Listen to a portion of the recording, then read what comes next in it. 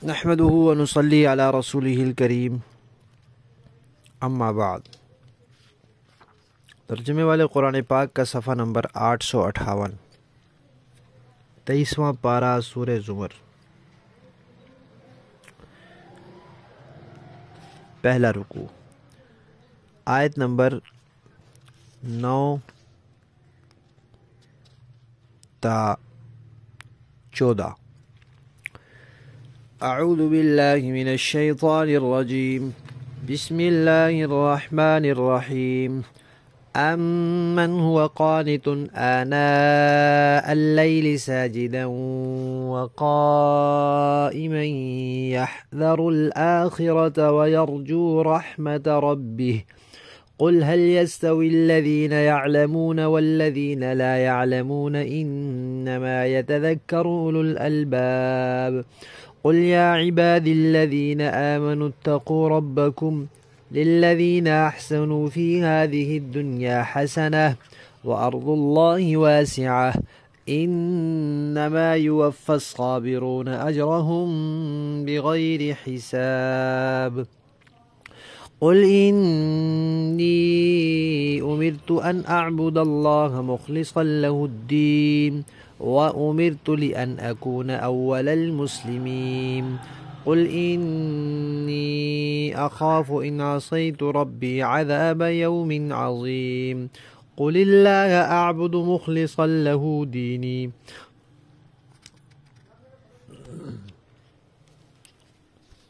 صدق اللہ العظیم۔ پچھلی آیات میں تذکر آیا تھا اس بندے کا جو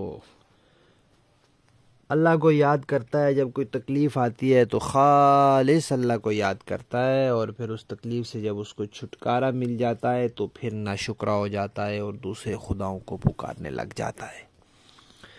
اب اللہ تعالیٰ فرما رہے ہیں کہ ایک طرف تو وہ ناشکرا بندہ ہے، اور دوسری طرف اللہ کا وہ نیک بندہ جو رات کی گھڑیوں میں اللہ کی عبادت کرنے والا ہے، کبھی سجدے میں ہے، کبھی کھڑے ہوئے ہے، اور آخرت کے خوف سے اس کا دل کپ کپاتا رہتا ہے، لیکن وہ اللہ کی رحمت سے پر امید بھی ہوتا ہے۔ تو ایمان اور خوف کے درمیان صحیح کامل ایمان والی کیفیت پر ہے۔ یہ دونوں بلا برابر ہو سکتے ہیں؟ نہیں۔ تو فرمایا کہ اگر یہ دونوں برابر ہو تو پھر تو سمجھو جاہل اور عالم دونوں برابر، عقل مند اور بے وقوف دونوں برابر۔ جب عقل مند اور بے وقوف دونوں برابر نہیں ہو سکتے، جاہل اور عالم دونوں برابر نہیں ہو سکتے، تو پھر یہ موحد اور مشرک اور نیک اور بد بھی برابر نہیں ہو سکتے۔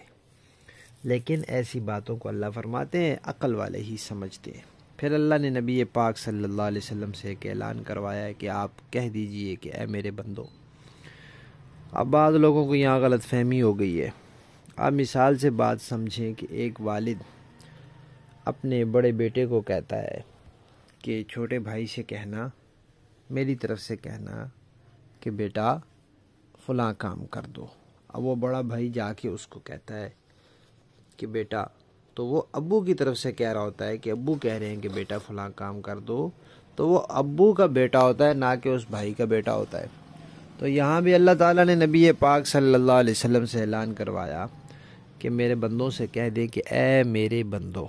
اب نبی پاک نے جو آگے فرمایا وہ اللہ تعالیٰ کا پیغام پہنچایا ہے، نہ کہ نبی پاک کہہ رہے ہیں کہ میرے بندو۔ نبی کا بندہ کوئی نہیں ہوتا، اور قرآن پاک میں بڑے واضح الفاظ میں اللہ تعالیٰ نے فرمایا ہے کہ کسی ایمان والے کے لیے یہ جائز نہیں ہے کہ وہ لوگوں کو کہے کہ وہ میرے بندے ہیں، اپنا بندہ بنانے کی کوشش کرے۔ تو جس کام کو اللہ تعالیٰ نے حرام اور ناجائز قرار دیا ہے، وہ کام نہ تو اللہ خود کہہ سکتے ہیں نبی کو، اور نہ ہی وہ اللہ کے نبی کر سکتے ہیں۔ بس یہ یا تو لا علمی اور جہالت ہے، یا تعصب اور ضد ہے، جس کی وجہ سے لوگ جو ہے کہتے ہیں کہ نبی نے لوگ کیونکہ اپنا بندہ کہا ہے، لہذا اگر ہم نام رکھیں عبد النبی، نبی کا بندہ، جیسے عبداللہ نام ہوتا ہے، عبد الرحمن نام ہوتا ہے، عبد الرحیم نام ہوتا ہے، تو وہ کہتے ہیں جی اسی طرح عبد النبی، عبد الرسول اور عبد المصطفیٰ بھی نام ہو سکتا ہے۔ یہ بالکل غلط کہتے ہیں، یہ قرآن کے خلاف ہے۔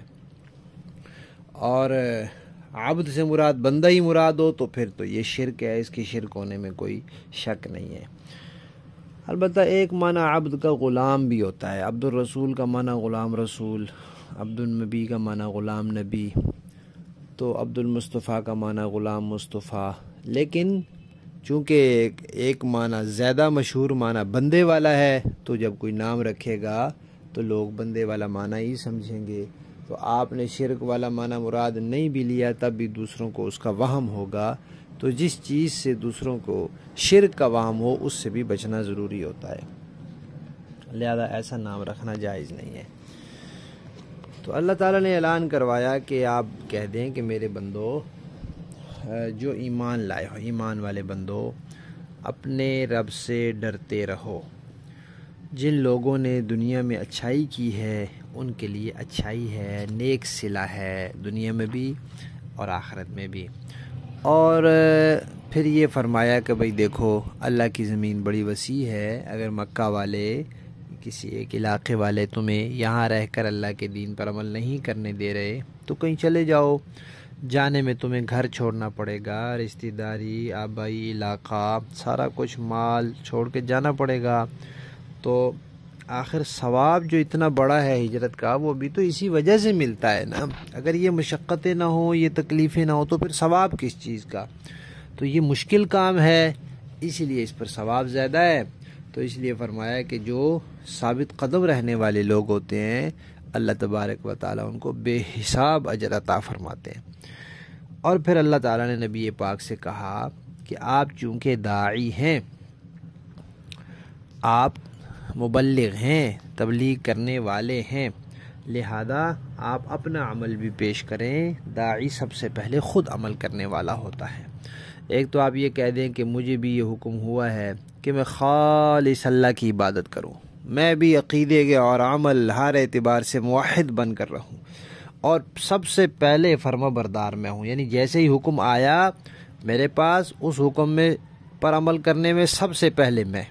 جو حکم آیا، آخر حکم جو آتے تھے اس امت کے لیے وہ نبی پاک کے پاس آتے تھے.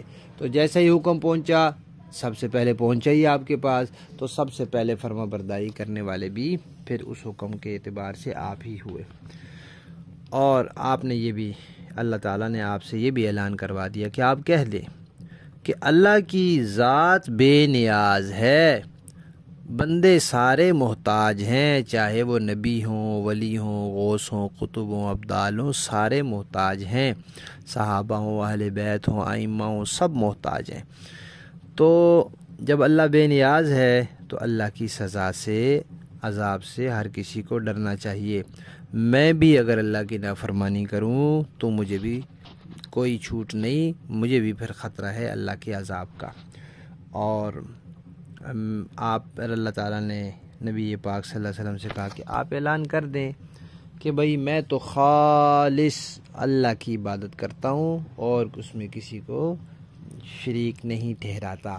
باقی تم سمجھانے کے باوجود اگر کرتے ہو تو پھر کرتے رہو، پھر بھگت بھی لینا. لفظی معنی دیکھیے، امن کیا وہ شخص ہوا جو قانتن عبادت کرنے والا ہے، آنا گھڑیوں میں، لیل رات کی، ساجدن سجدے کی حالت میں، وقائمن کھڑے ہونے کی حالت میں، یحذر وہ ڈرتا ہے، الآخرت آخرت سے، ویرجو اور امید رکھتا ہے، رحمت ربی اپنے رب کی رحمت سے. قل آپ فرما دیجئے، حل کیا، یستوی برابر ہے، الذین وہ لوگ، یعلمون جو جانتے ہیں، والذین اور وہ لوگ، لا یعلمون جو نہیں جانتے. انما سوائے اس کے نہیں، یتذکر نصیحت حاصل کرتے ہیں، اولو الالباب عقل والے ہی.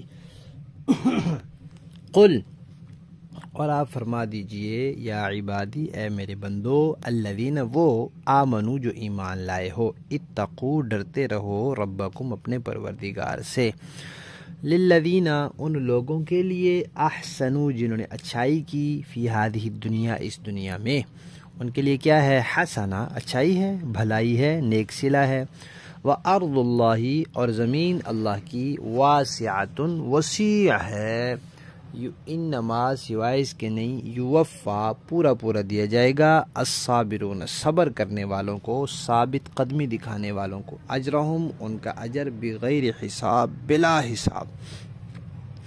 قل آپ فرما دیجئے، انی بے شک میں، امرتو حکم دیا گیا ہوں، ان کہ اعبد اللہ عبادت کروں اللہ کی، مخلصاً خالص کرتے ہوئے، لہو اسی کے لیے، الدین عبادت کو، وَأُمِرْتُ اور یہ حکم دیا گیا ہے مجھے، لِأَنْ أَكُونَ کہ میں ہو جاؤں، اول المسلمین سب سے پہلا فرما بردار۔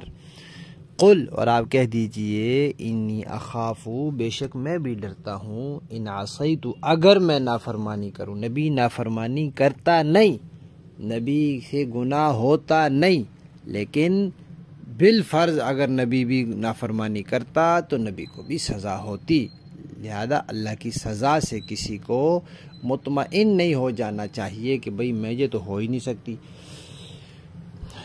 ان عصیت اگر نافرمانی کروں، ربی اپنے رب کی، عذاب یوم عظیم تو میں ڈرتا ہوں بڑے دن کے عذاب سے۔ قل آپ فرما دیجئے، اللہ ہی ہے، اعبدو کہ میں عبادت کرتا ہوں، مخلصاً خالص کرتے ہوئے، لہو اسی کے لیے، دینی اپنی عبادت۔ با محاورہ دیکھیں جی، امن هو قانت آناء اللیل ساجدا وقائما يحذر الآخرة ويرجو رحمة ربه قل هل يستوي الذين يعلمون والذين لا يعلمون انما يتذكر اولو الالباب۔ بھلا کیا ایسا شخص اس کے برابر ہو سکتا ہے جو رات کی گھڑیوں میں عبادت کرتا ہے، کبھی سجدے میں، کبھی قیام میں، آخرت سے ڈرتا ہے اور اپنے پروردگار کی رحمت کا امیدوار ہے۔ کہہ دیجئے کہ کیا وہ لوگ جو جانتے ہیں اور جو نہیں جانتے سب برابر ہیں؟ مگر نصیحت تو وہی لوگ قبول کرتے ہیں جو عقل والے ہیں۔ قل یا عبادی الذین آمنوا اتقوا ربکم للذین احسنوا فی هذه الدنیا حسنہ وارض اللہ واسعہ انما یوفی الصابرون اجرهم بغیر حساب۔ فرما دیجئے کہ اے میرے ایمان والے بندو، اپنے پروردگار کا خوف دل میں رکھو، بھلائی انہی کی ہے جنہوں نے اس دنیا میں بھلائی کی ہے، اللہ کی زمین بہت وسیع ہے، جو لوگ صبر سے کام لیتے ہیں ان کا ثواب انہیں بے حساب دیا جائے گا۔ قل انی امرت ان اعبد اللہ مخلصا لہ الدین وامرت لان اکون اول المسلمین۔ کہہ دیجئے کہ مجھے تو حکم دیا گیا ہے کہ میں اللہ کی اس طرح عبادت کروں کہ میری بندگی خالص اسی کے لیے ہو، اور مجھے حکم دیا گیا ہے کہ سب سے پہلا فرما بردار میں بنوں۔ قل انی اخاف ان عصیت ربی عذاب یوم عظیم۔ کہہ دیجئے کہ اگر میں اپنے پروردگار کی نافرمانی کروں تو مجھے ایک زبردست دن کے عذاب کا اندیشہ ہے۔ قل اللہ اعبد مخلصا لہ دینی، اور کہہ دیجئے کہ میں تو اللہ کی عبادت اس طرح کرتا ہوں کہ میں نے اپنی بندگی صرف اسی کے لیے خاص کر لی ہے۔ صدق اللہ العظیم۔